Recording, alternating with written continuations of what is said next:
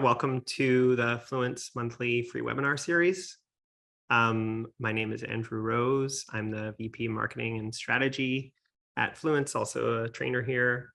And I'll be the host and moderator for our webinar today that I'm really excited about, and one we've had in the pipeline for a while.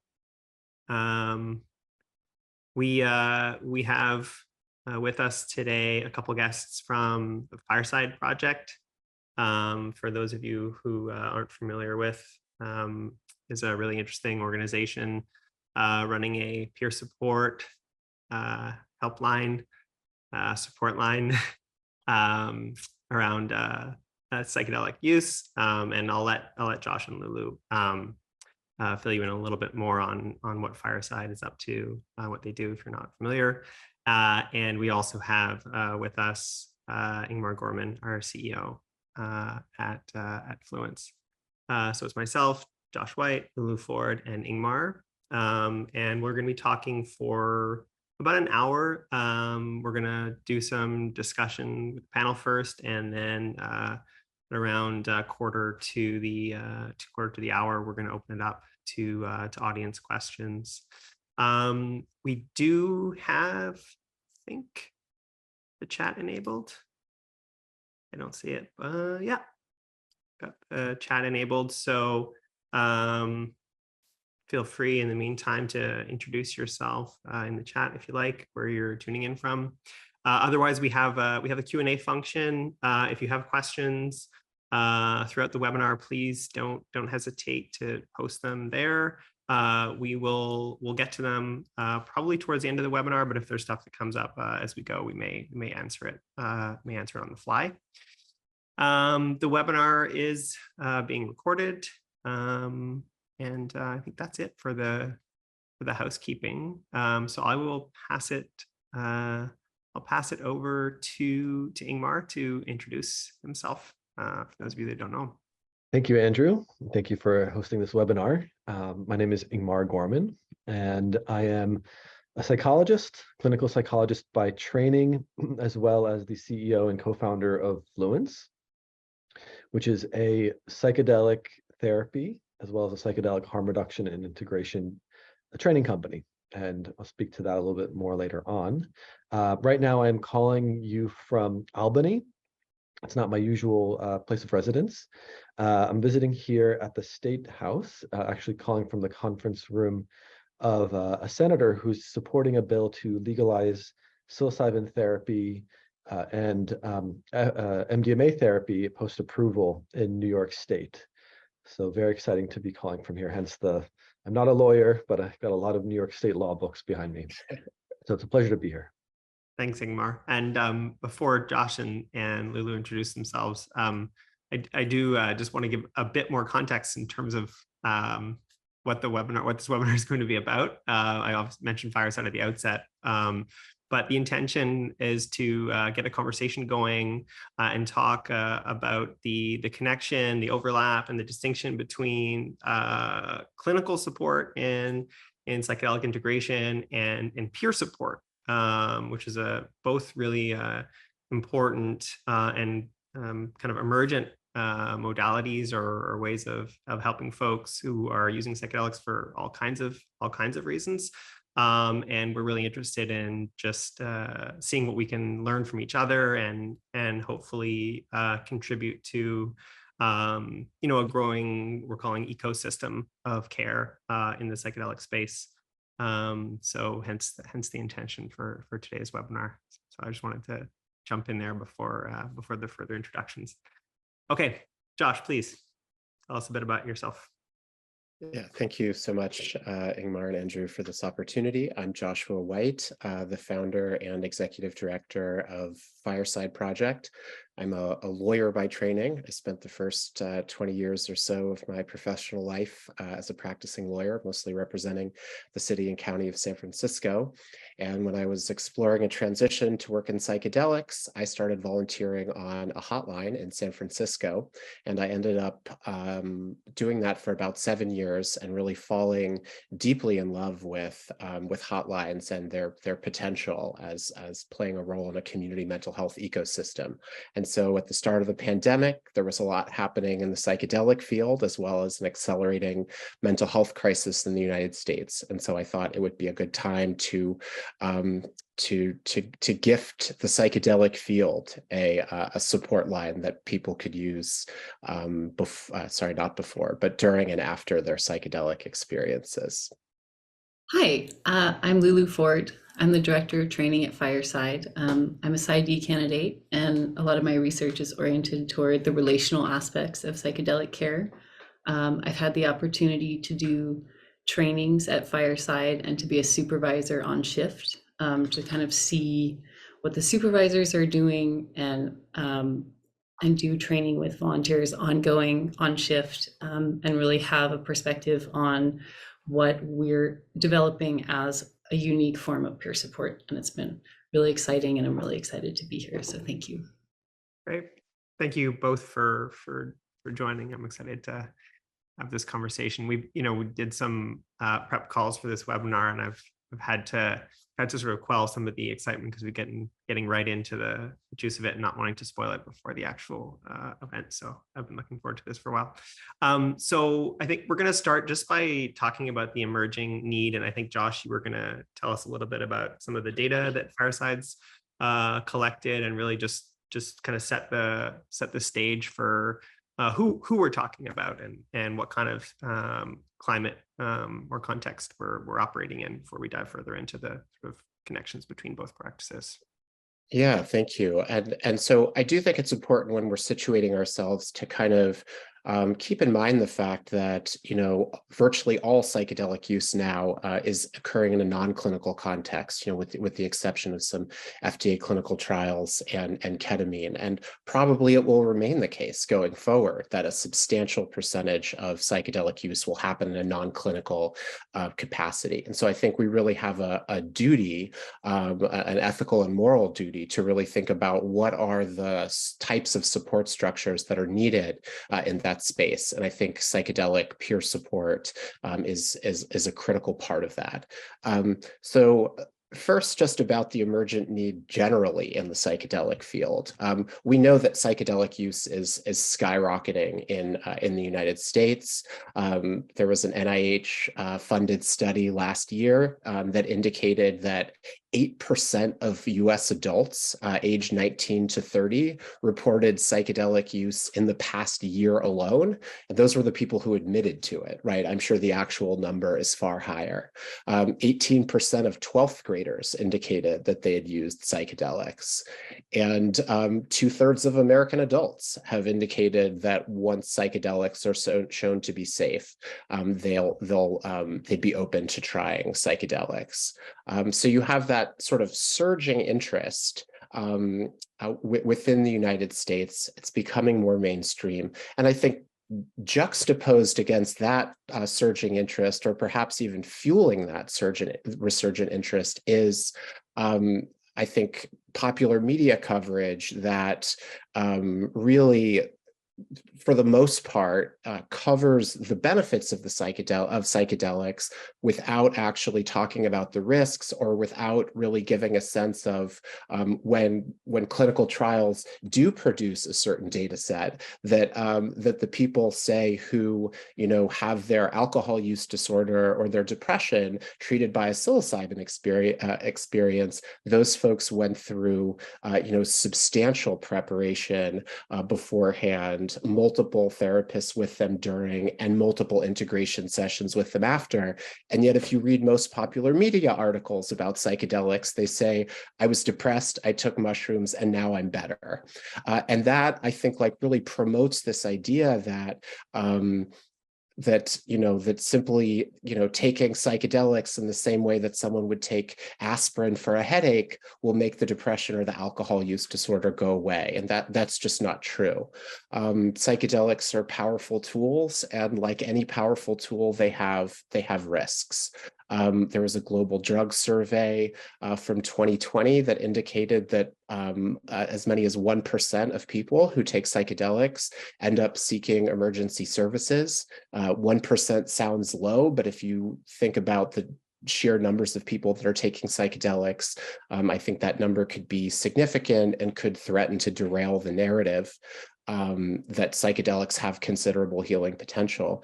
Fireside has a peer-reviewed study that we hope will be coming out soon that we co-authored with UCSF and with Rachel Yehuda at Mount Sinai that shows that there's a significant percentage of our callers who said that they would have called 911 or gone to the emergency room, but didn't end up going as a result of their conversation with Fireside.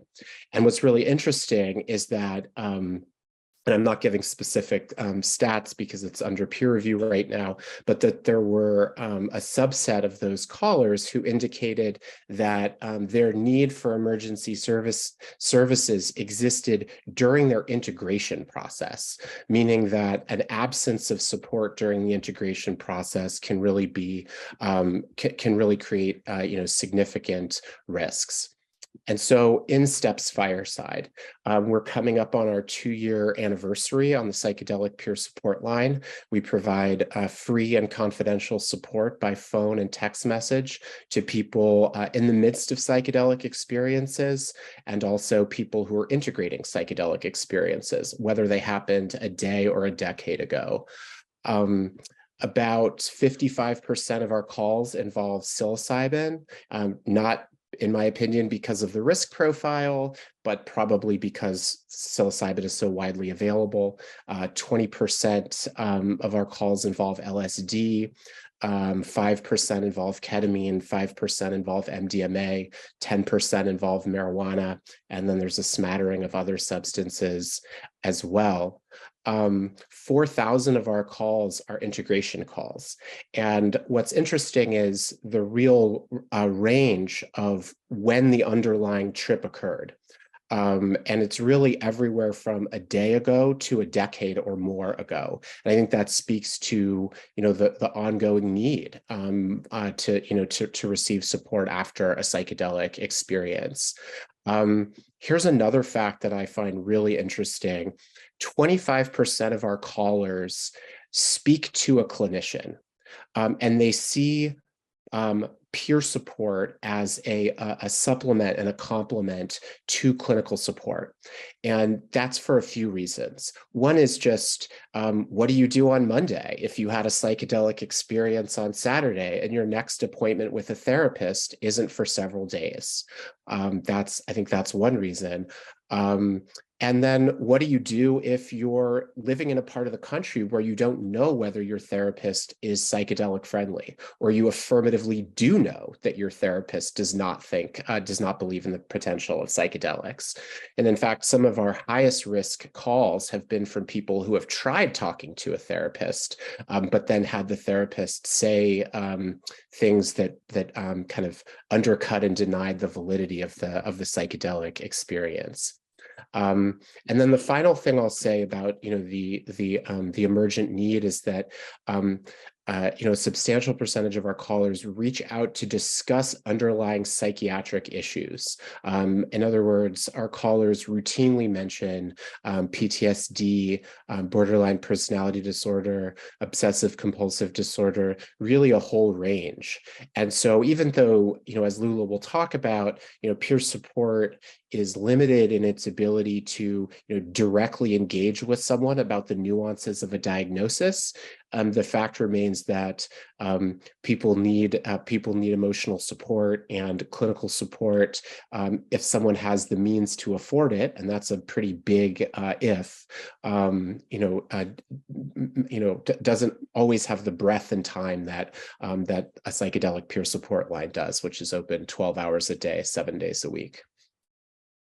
Thanks for that, Josh. Just briefly before we move on, a lot of sort of familiar touch points there, and for anyone who's sort of done work with Fluence before, familiar with sort of our approach to harm reduction and integration, as I'm sure Ingmar will touch on. you know, that need and the situation in terms of, you know, a therapist that may not be psychedelics friendly, or, you know, the majority of psychedelic experiences happening outside the clinical context is certainly the sort of motivation for the work we do in terms of training therapists in psychedelic integration.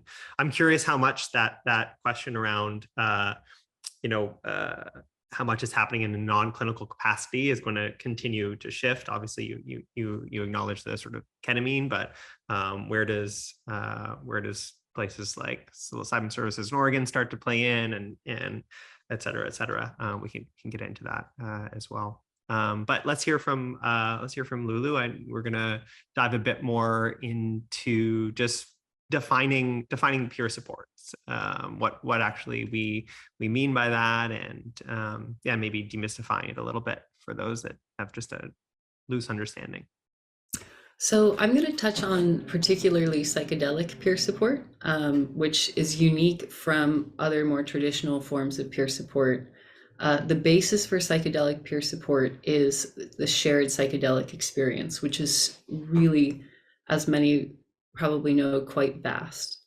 And there's a way in which we think about that shared psychedelic experience as allowing people to understand something really deep about psychedelic process. And that's the starting place where we begin as we think about training people to do psychedelic peer support.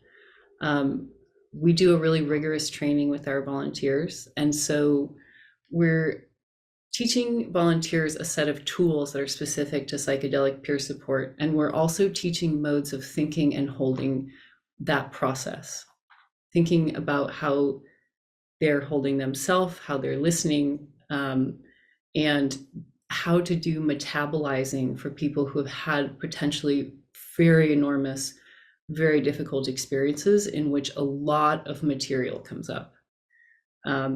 The tools that we teach the volunteers are active listening, being a container, holding that each person is their own healer doing their own healing work, witnessing the callers, non-directive engagement, mutuality, being a loving rock, validation and normalization. Validation and normalization are hugely important for callers. Pretty much across the board. I think callers who have a ton of access to psychedelic therapy, who are in communities where their experience is normalized, still need a ton of normalization. Callers who don't have access to that, who, you know, are on a really different place on the continuum about socioeconomic access, having access to therapists who accept psychedelic work, having anyone in their immediate community who they can even speak about their experience to at all. The range of callers is really huge. And so part of the way that we're thinking about psychedelic peer support is having a really broad range of ideas, of theories of mind, of ways of knowing and ways of holding that we draw from. And we're creating a mandala really of all of these different pieces because we're thinking about orienting volunteers toward holding enormous experiences. You know, it isn't psychotherapy. We're not diagnosing. There are pieces of psychotherapeutic thinking that we draw from that are really crucially important, not only to be able to contain the vastness of the psychedelic experience, but also to orient volunteers toward being able to hold that and regulate themselves. We have a really rigorous training at the beginning where we go through the tools and we explore different theories of mind. We explore different ways of knowing and begin orienting volunteers toward a broader way of thinking and holding. As time goes on, they're witnessing tons of calls, both their own and others that come during their shift. And so they're spending many hours with psychedelic process. So they're simultaneously using the tools and cultivating these tools that are very real, concrete skills, and also developing a familiarity with psychedelic process that allows them to grow into really being able to hold and contain and metabolize in a non-directive way. I think that that is incredibly unique because the doorway in that allows them to really drop in right away with anyone who calls in is that they have had deep transformative psychedelic experiences themselves. So a lot of the volunteers have gone through the types of crises of integration that callers are having themselves. And it's a really beautiful notion and a beautiful way of thinking about peerhood that isn't based on pathology or diagnosis, but rather a really profound shared experience of a different type of process. We draw on ideas from liberation psychology, from harm reduction, indigenous ways of knowing, dynamic psychology, and many other pieces that really become necessary to witness what's happening and for the volunteers to contain it and to be able to respond and move forward and do this validation and normalization that's been so critical. I think that one of the really unique things that we're doing is that we allow our volunteers to have so much access to witnessing these calls and psychedelic process. And we have ongoing trainings where we're really integrating in different ways of thinking and different pieces from other traditions. And we also have supervisors on shift who are going through the calls, and we're digesting each call as a group. We also have weekly call circles, and people will bring in calls from their shift. So people are able to digest in community the things that have happened on those calls. So there's this really beautiful way in which people are developing the skills for holding the experiences of their peers and really being able to metabolize in a non-direct and engage in a non-directive way. I think that this is hugely important because it's a really, really profound service that's so supportive for people, and it's available 12 hours a day. I think that we've seen how incredibly impactful it can be for people who are in crisis to have someone who can do a safety assessment, can assess set and setting, can get them to emergency services if it's necessary, and really more meaningfully to de-escalate so that they don't need to get to emergency services. And after de-escalating, that person can validate, they can normalize, and they can very often allow people to feel it that they can start their own process of creating a context for their experience. This often really makes people feel like there's the possibility for them that they can get care, whether it's calling back into the hotline or whether it's pursuing a different avenue of care with integration coaching or psychedelic therapy. Thanks, Lulu. Really great overview, and again, so much that's familiar in terms of some of the language and approach to psychedelic integration, and lots of questions I have about similarities there and differences. But before we dive into that, I'm going to just invite Ingmar to sort of present and resituate, psychedelic harm reduction and integration as a sort of clinical practice. And Ingmar, feel free to, differentiate at any point or acknowledge sort of overlap. I'm sure there was stuff that was going off for you as listening to Josh and Lulu speak as well. But we can get into that in the panel discussion too. But just inviting you to highlight that as we go, because I'm sure there's some juicy bits there to discuss. Thank you, Andrew. Yes, definitely juicy bits. And I'm really tempted to start talking about that, but I won't. So we can have it for the panel, because I might take up too much time. And it's better that we do that in discussion. So let me speak a little bit about PHRI, psychedelic harm reduction and integration. And so the birth of that concept, I think, may be similar to the one for Fireside, which is a recognition of a need.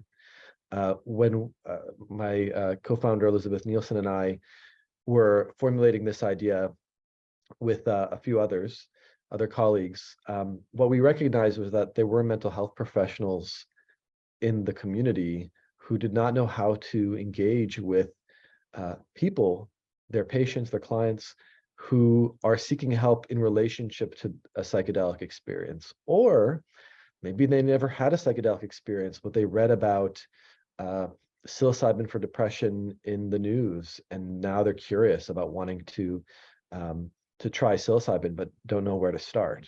And so, I had a client in private practice who told me that when they approached their first therapist about an ayahuasca experience they had that was challenging for them, the therapist just stared at them with an open jaw and like just didn't know what to say. And so this is sort of the problem that we saw and what we wanted to address. And we were doing that in some ways ourselves, being in private practice, but we recognized was that it would be a lot more effective to replicate ourselves. Why not train others to be able to do this? So what psychedelic harm reduction and integration is, often people get a little bit thrown off by the idea of harm reduction because what occurs in their mind is something like a needle exchange, or other kinds of, you could say, practical interventions that reduce the potential harm in a behavior that is risky. And we should highlight that driving in a car is risky. Seat belts are a form of harm reduction. So it can be quite a normal, normal is not the right word here, but ordinary type of intervention. Harm reduction psychotherapy is a little bit different, and I think people struggle with that. It is born out of this idea of reducing harm, but it is more of a way of relating to the client or to the other person. One of the central tenets of it is meeting a person where they are at. And this often, was born out of the substance use treatment world as an alternative to abstinence-based substance use treatment. And so I'll give you a great example. So for example, somebody's using cannabis and they're using cocaine. And it's affecting their life in a way that is interconnected and complicated and complex. And one treatment provider might say, you have to stop everything, otherwise you can't get better. Whereas a harm reduction psychotherapist might say, okay, well, what do each of these things bring to you? How are they helpful? How are they harmful, in your opinion?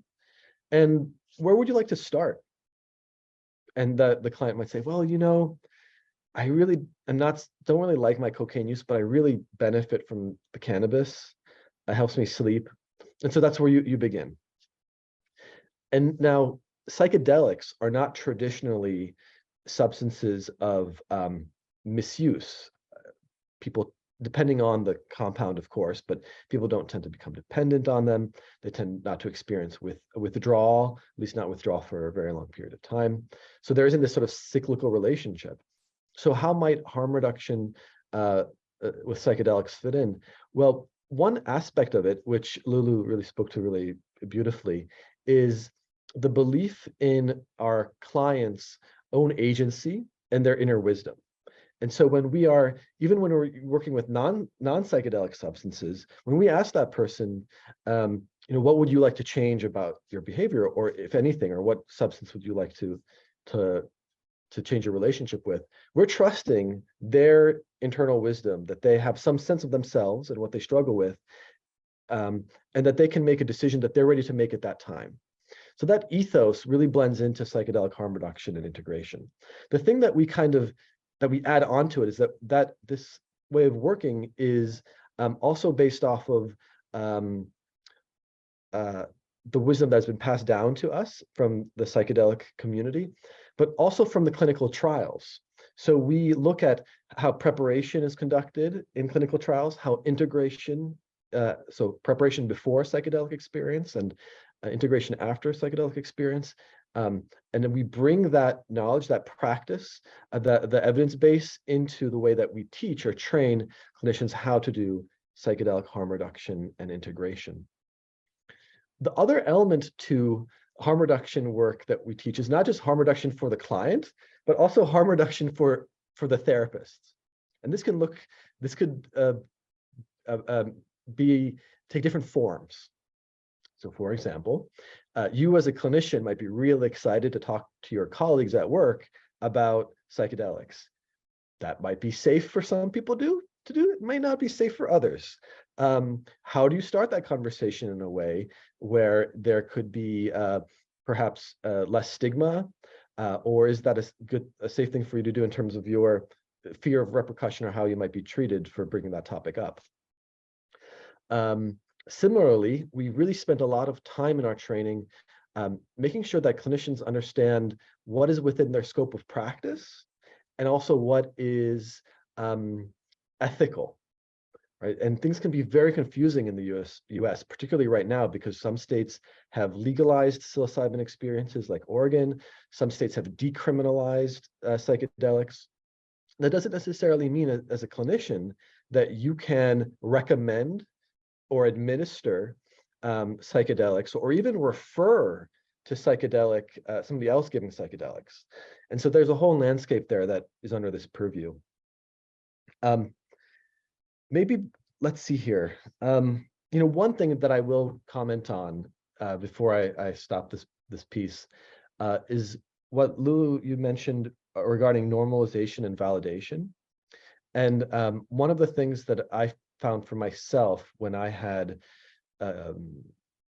potential clients, people reaching out to me for help when I was mostly in private practice, one of the most easy and effective ways to help reduce the callers, because they were calling me, their anxiety was through validation and normalization. And that is because, I think partly because of the poor education and stigma that exists around psychedelics, because the narrative is if somebody's feeling unwell after psychedelic experience, the internal narrative, the meaning that is made out of that experience often is, I have fried my brain and I'm going to be stuck like this forever. And and nobody else has had this happen to them before. They're alone. And so the contact, whether it's a clinician or it's a peer, just to say, other people have gone through this. You can get better. This is something that we've witnessed. We can engage with this. It's not like the distress goes away completely, but it brings it down from like an 8 out of 10 to maybe a 6 out of 10 or something like that. So maybe that's where I'll leave it for now. And I'm really looking forward to the discussion. Thanks, Ingmar. That also came up for me just in my notes listening to Lulu talk in terms of the utility of validation and normalization and how far that can go. So not surprised to hear you bring that up. Why don't we, so there's been a lot of overlap in sort of everything we've been addressing. Obviously, it sounds like we're on the same page around need, just around sort of just the narrative around psychedelics, the stigma, and how much good can be done just right out of the gate with some basic sort of psychoeducation and validation. So where do these practices differ? Like I'm curious, Ingmar, like maybe if you want to just start us off in terms of listening to Josh and Lulu talk about what Fireside's doing and the intent and the approach for me anyway, the thrust of them is very, very similar from an integration perspective, reducing harm, providing that safe container, I think Lulu, you said, active listening, the safe container, the validation, like all the stuff that you'll hear in training for psychedelic clinical trials as well. So where do things start where does a boundary start to come up? Or Ingmar, for you as a clinician, is there anything in terms of the approach that Fireside is taking here that sets off not necessarily an alarm, but like where you start to have like concern? Maybe I'll just ask the question or answer a little bit, but Yeah. I'm also really interested in both what Joshua and Lulu have to say. Maybe one thing that we can kind of acknowledge and then not necessarily put to the side, but I guess they'll say there are two buckets for me. There's one bucket, which is the formalities, the formal differences. And then there's sort of the more interesting, let's get into the sort of the meat of the weeds of like, how are we approaching this differently? So the formal differences to me is around scope of practice, right? So what is it that falls within the legal practice of being a licensed mental health professional that can do psychotherapy? And both Joshua and Lulu, I believe, alluded to, for example, diagnosis. So that's something that is sort of within the wheelhouse of psychologists and psychiatrists and some other mental health professionals. So that's something that we are trained in. We can assess somebody and then use that to guide our direction. A peer would not necessarily do that. The practice of psychotherapy itself is another one. And then when we're beginning to talk about particular, perhaps, symptoms or diagnoses, there may be certain kinds of treatment approaches or protocols that mental health professionals are trained in, that can employ to help somebody, which a peer would not be.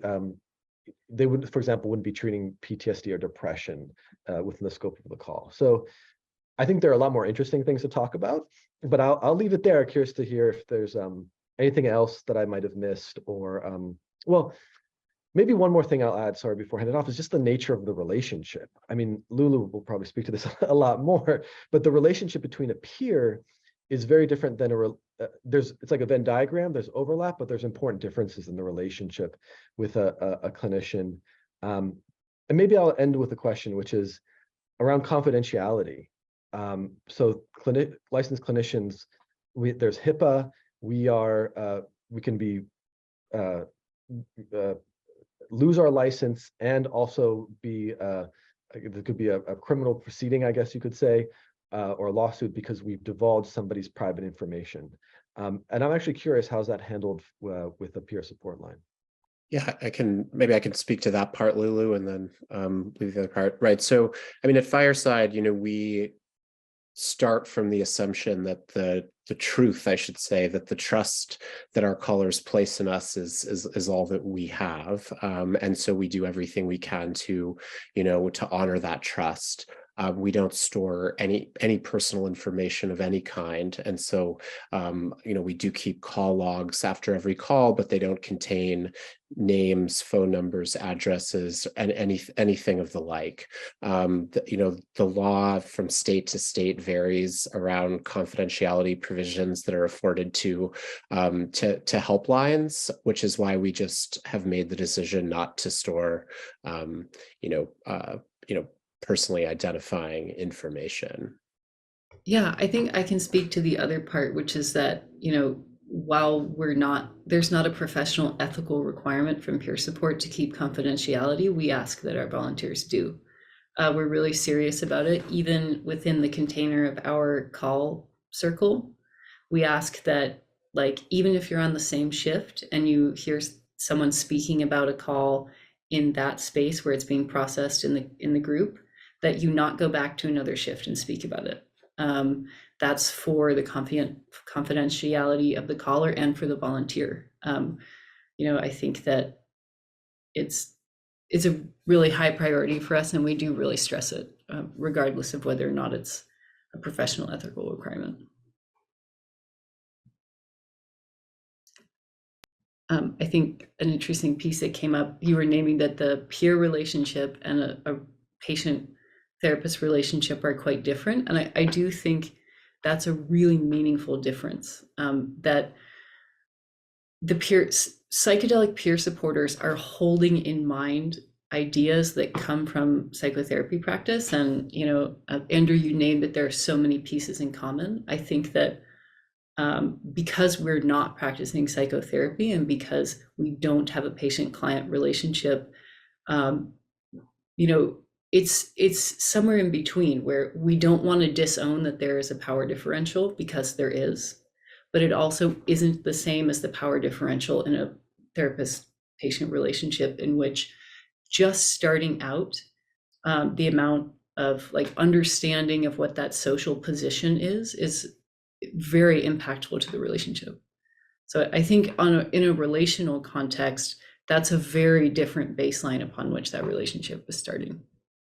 I can see benefits to that relationship, and also drawbacks too, in terms of an ongoing relationship that's working towards some kind of some kind of, desired outcome or goal that you'd see in psychotherapy.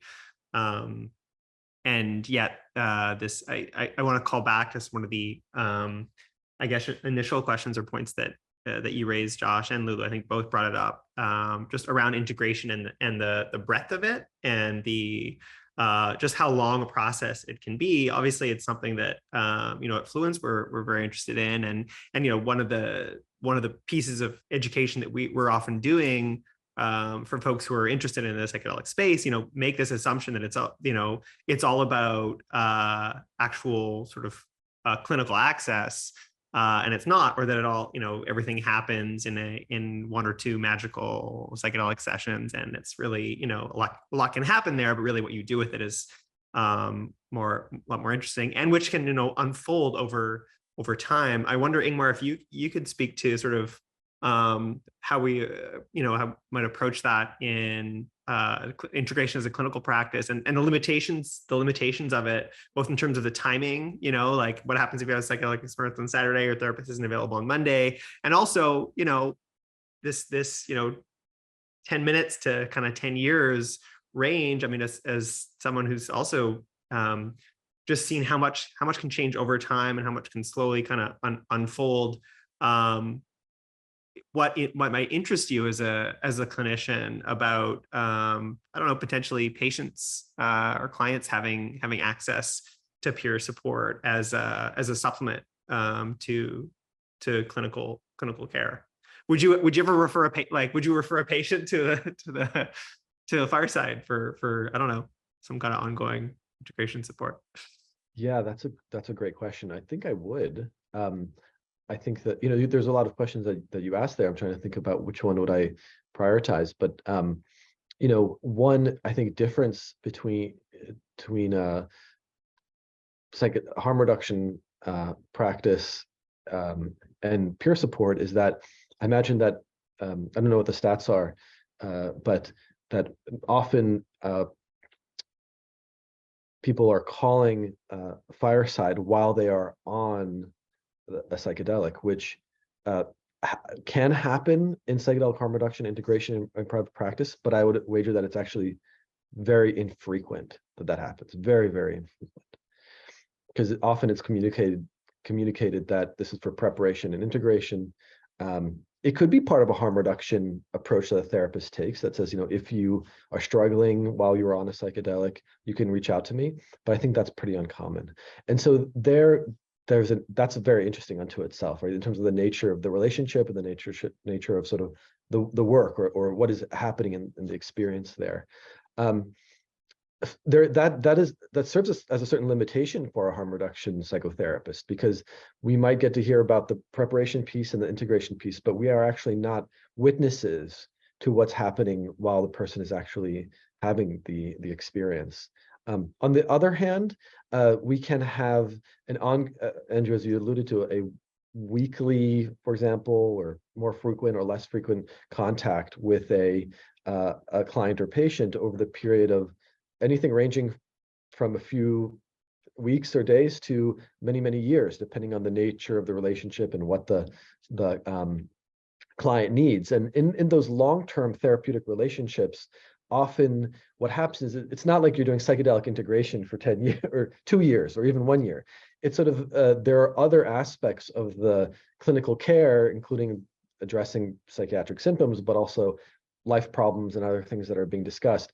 And the psychedelic experience is an element. Maybe even a smaller, an important but smaller element to a much larger process and engagement. I've got other questions, but I also want to mindful of time and want to get to some audience questions, and I also want to give a chance for you all to ask each other any burning questions that might be coming up. Yeah, I think that's a really, like, your question, Andrew, to Ingmar, would you refer a patient, I think is really interesting. And that distinction you made, Ingmar, of like, there's so much that you're holding for your patients. You're holding the complete picture of everything that's happening in their life, and like in doing integration in that way, but the only focus may not be that one psychedelic experience and the trajectory of the integration process. I wonder if, that you see Fireside as maybe that one of the places in the ecosystem where peer support exists for that is when people need to really specifically connect with that particular piece of their experience as an adjunct to a psychotherapist who's holding a larger picture. Yeah, I would just love to quickly respond. One thing that I want to clarify, though, is this is sort of on the harm reduction for the therapist side, which is it would be really important for me that my client understands that peer support isn't a mental health service. Because when we, as a mental health professional, make a referral, it can imply that it's just important to make that distinction. But if they communicated that and they understood it, then yes. And I think that it can certainly, I think what can be very challenging for somebody on a psychedelic if they're doing it with maybe, if they're doing it alone. I mean, I always recommend that if a person is going to have a psychedelic experience, they have at least somebody nearby that can help them. But there are some people who just truly want to do it alone. And them having the phone number for Fireside, I think is just an excellent backup or alternative. Or like you started, Joshua, I think you might have mentioned in the beginning, some people just might not have the other person. Right. Yeah, I think that's a really, really big piece of this that, I mean, first, there's so much precedent in other parts of the mental health ecosystem for peer support to complement clinical support. But I think the reality in a lot of places, right, is that people may not have psychedelic community. And so the need, and I think this dovetails with the validation and normalization idea, but the need to talk to someone who has had their own psychedelic experiences is so critical, and the absence of it can really be can really be risky. Ingmar, what was coming up for me when you made that important distinction that you're not making a mental health referral, and at the same time I'm thinking of a situation where a therapist may refer a patient to people in their network, to their family, or to their community, and in cases where that support isn't there or isn't healthy yet, it's a really interesting bridge. And I think for those of us that work in the psychedelic space, it's increasingly apparent that reconfiguring, if you do have a clinical kind of intent, reconfiguring some kind of stuckness and really long-term sustainable success in forms of treatment. And I know we're not just talking about sort of treatment here, but for clinical purposes we could use that frame for a second, that's reliant not just on a successful experience and integration, but also reconnection with family, reconnection with community, etc. So I think a resource like Fireside, being able to be a bridge to those other networks, to be a really interesting one if they're not available. Before we get to audience questions, I want to pose that question in the reverse, which is like a clinical referral. The biggest question that comes up for me, or that I have around Fireside, is like, people can be at risk. What is holding that responsibility like, knowing you don't have those other sort of frameworks or supports around, and how do you approach cases where there may be high risk? And I know you want to potentially de-escalate situations and avoid emergency room calls, et cetera, but also we want to reduce harm, and that can be a challenging kind of balancing act to hold. I'm just curious how you approach that, and what the plans are, I guess, for that kind of referral to clinical support going forward. Yeah, that's a really important question, one we take very seriously. I think there are a couple of parts to it. There's the emergency services referral, and then there's just their non-emergency referrals. What do we do when very clearly a patient, or a caller rather, is seeking clinical support? And we do provide people with references to psychedelic.support, to the MAPS integration list, et cetera. We don't make endorsements of particular therapists, obviously, but we do have a resource list, and a big part of what we do actually is to really sense, are there needs that this client has, are there things that this person is seeking beyond what we offer. And clinical support is absolutely one part of that. I think integration circles are another part of it. I think psychedelic community through psychedelic societies is another part of it, or it could be resources that are more identity specific, like someone is looking to, looking for a transgender identifying integration circle, for instance. So we really do see ourselves as one part of a much broader psychedelic ecosystem or mental health ecosystem. And of course, clinical support is like a key and foundational part of that. Regarding emergency services, the first thing I'll say is, there are, even though the work that we do is broader than only speaking to people in crisis, there are quite a few people who reach out to us in a state of acute crisis. And far more often than not, what the person what's really necessary to support the person is validation, normalization. I'm here with you. I know this is really hard. It is really hard to be 2 hours into 250 mics of LSD, and I'll be here with you as long as you want. That alone is it's a radically powerful moment when that terror that the person has that maybe something wrong is happening has been satisfied, and there is now certainty that they don't have to be alone through the process. And there are cases that are outside of our scope. So we are not a substitute for 911. We're not a substitute for 988, the suicide prevention lifeline. And so if someone is actively suicidal, if they are in immediate danger, then we would do a warm transfer to 911 or 988 as appropriate. And we have had to do that, unfortunately. Like if someone calls in, for example, and they have a gun on their lap, and they've had several grams of mushrooms, and they're talking about loading bullets into the gun, that is a call that's outside of our scope.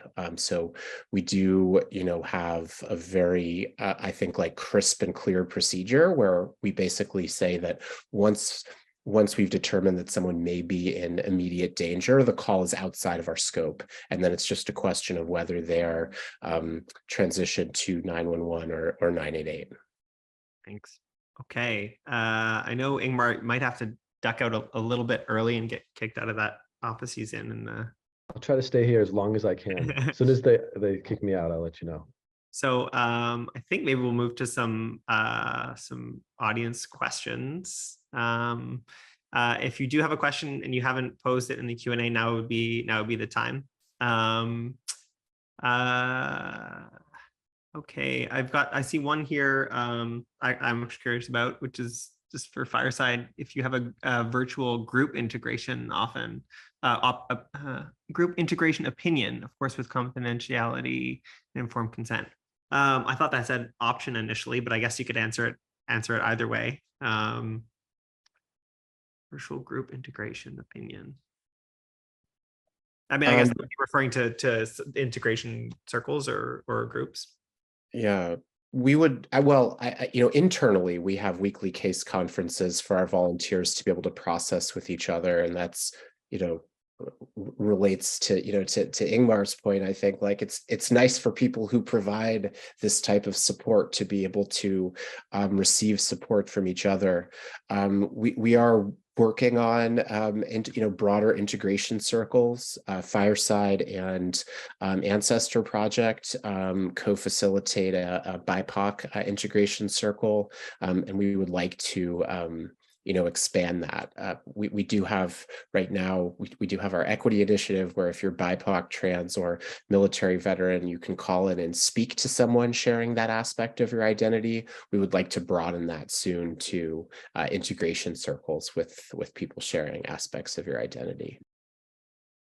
Great, and I see the question was corrected. They did meant to say option, so they were inquiring about you actually offering it in a group. Yeah, so thank you. I see some other just questions about some more logistical. I noticed that only US residents can currently volunteer with the Fireside Project.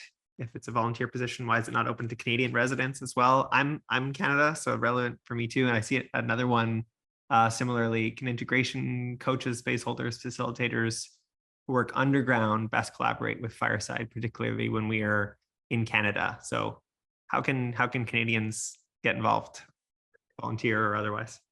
We would like to expand to Canada, and that requires us to fundraise, and that's challenging in this environment. We've made the choice that we really, given that we operate in the US only right now, it's just we want to have US only volunteers, but definitely we have a desire to expand to Canada, and we're actively seeking fundraising to do that. And in terms of underground folks, how can they interact with Fireside? I mean, I think we have a lot of underground therapists who do refer their clients to Fireside. I think through this acknowledgement that it's amazing to support someone, during their psychedelic experience, but there's a need for integration support afterwards. And whether it's clinical support or non-clinical support, like at Fireside, those are all important. And we would appreciate any and all referrals. Thanks. I think Fireside Canada was one of the first conversations you and I had, Josh. Still in the pipeline. Hopefully we'll get it. Hopefully it'll happen one of these days. It's a tough fundraising climate these days, as I'm sure you can appreciate. Okay. Now the questions are rolling in. We don't have a ton of time.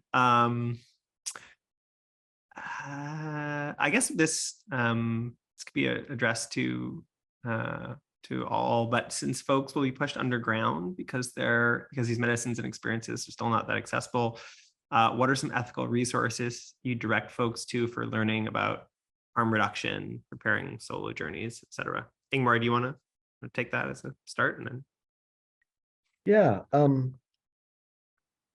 mean, there are many wonderful resources online that I would refer people to. One classic one is Arrowid. I'm not sure if people use that so much these days. I am a big supporter of psychedelic.support. I think they're a really wonderful resource. So, and sometimes, I mean, this is more with clients, encourage them to bring information in, or I might also share snippets of information from clinical trials as well. I mean, not necessarily a scientific paper, but something that has that evidence base that they can look at. Those are some ideas that pop in my head. Yeah. Anything on the Fireside side? I guess anything you point folks? Psychedelic.support and Arrowid are two of the main ones. We also have on our website a kind of we call it our guide to psychedelic citizenship, and it's kind of broken down into a series of 10 principles for preparation, 10 principles for how to integrate a psychedelic experience, etc. So they're very user friendly. We also just remind people, we don't support people before psychedelic journeys, but when people do call in before, we encourage people to reach out to DanceSafe. It's vital to make sure you test your substances, especially these days. I will do a shameless plug for the new Fluence website, which just relaunched. If folks haven't seen it, fluencetraining.com. We've got resources there as well, and we'll be adding a lot more in the coming weeks and months. So if you haven't visited our site before, please do so. Lots more questions. I'm sorry we can't get to them all. I feel like we're just kind of scratched the surface. We didn't even talk about training. Fluence is a training organization, and Lulu, I know you're doing training at Fireside for all your peer support folks. Maybe we'll do a follow-up conversation, but in the meantime, there will be a follow-up email that'll go out with some resources and links in addition to the recording of this webinar. So hopefully that'll answer some additional questions for anyone that still has them. And if not, please feel free to reach out to us. You can email Andrew at fluencetraining.com or find us on our website. Josh, you want a final plug for Fireside for the hotline? I feel like I should have a number. I feel like we should have a number flashing. We didn't get that in the production.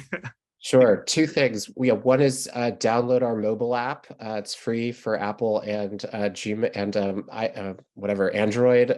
People always say, "How am I ever going to be able to operate a phone when I'm tripping?" And the answer is there's an app for that we created. And when you open it, it just has 2 buttons: call or text.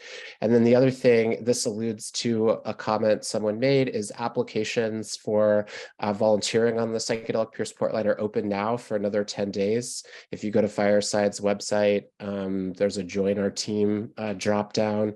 It's a really significant commitment. It's a 1-year commitment, working 4 hours a week. And that's because there's a lot that goes into providing this type of support, as Lulu so eloquently explained. So if you're interested and you think you have that bandwidth, we invite you to apply. And I also just, once again, Ingmar, Andrew, thank you so much for this incredibly generous invitation. Thanks for coming. I really enjoyed the conversation. I appreciate you both taking the time and joining us. Yes, thank you. We might have to do a part 2. I think get into so. the weeds more. Okay, great. Maybe some love that. fighting, like more fighting next time. Yeah, I got it ready. Thanks, everyone. Thank Thanks you. again. See Bye. you next time. Bye.